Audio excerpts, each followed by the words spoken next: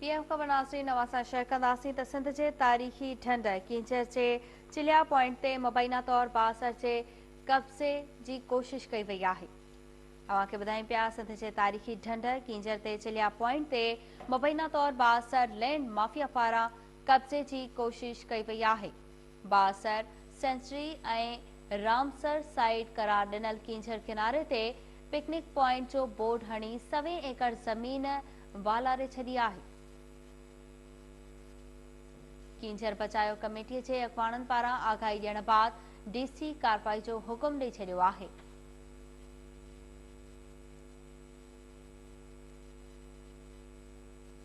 ख़बर मां शेयर कयूं पिया डीसी पारां एसीएम मुख्तार कार ठट्टो खे बोर्ड ऐं ॿियूं अॾावतूं ख़त्म कराइण जो हुकुम बि ॾिनो वियो आहे।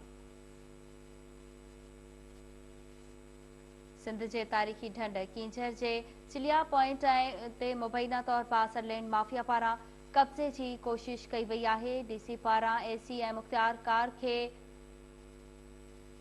कब्ज़े अव्हांखे ॿुधायूं पिया बासर सेंचुरी ऐं रामसर साइट करार ॾिनल कींचर किनारे ते पिकनिक पॉइंट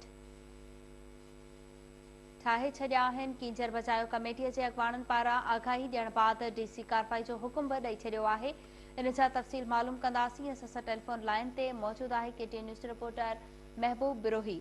जी महबूब, वधीक कहिड़ा तफ़सील आहिनि?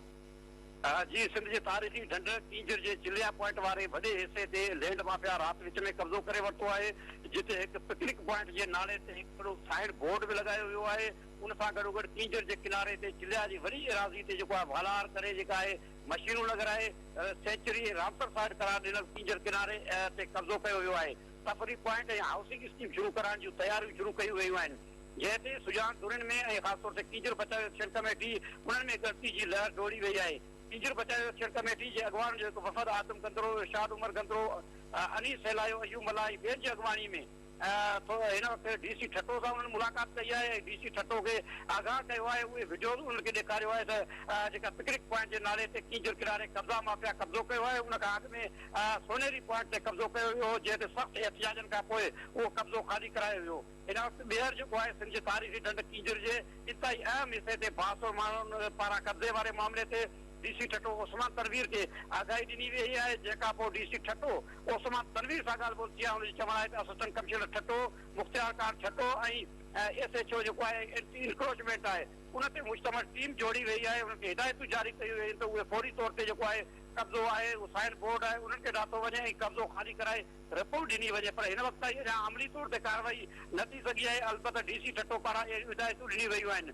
कींचर बचाव एक्शन कमेटी जे अॻवान आदम गंदरो ऐं ॿियनि जो चवणु आहे त न रुॻो कींचर ढंढ जेका आहे तफ़री पॉइंट आहे, पर उन सां गॾोगॾु रामसर साइट डिक्लेयर थियल आहे, सेंचुरी करार ॾिनल आहे, जंहिं करे उते कब्ज़ो करण ऐं जेका अॾावतूं करण गैर कानूनी अमल आहे। गैर कानूनी तौर ते बासुर माफ़िया जेका आहे मुख़्तलिफ़ वक़्तनि ते कींचर ढंढ ते उन जूं नज़रूं आहिनि, पर सियाहत खाते समेत आपाशी खातो आहे या इरीगेशन खातो आहे या मुख़्तलिफ़ जेके अदारा आहिनि जेके कींचर ढंढ जी मालिकी कंदड़ आहिनि उहे तारक था वठनि ऐं मक़ामी इंतिज़ामिया उन सां मिलियल हुजे थी माफ़िया सां, जंहिं करे कार्रवाई नथी थिए। उन ते सख़्तु एहतिजाज जो चेताव ॾिनो वियो आहे। सुभाणे ऐलान कयो आहे कींचर बचाव एक्शन कमेटी त कब्ज़े वारे हंध ते एहतिजाज कयो वेंदो ऐं धरणो हयो वेंदो। जी, एहतिजाज कयो वेंदो ऐं धरणो हयो वेंदो। महबूब बिरोही, तफ़सील ॿुधाइण लाइ तव्हांजी वॾी महिरबानी।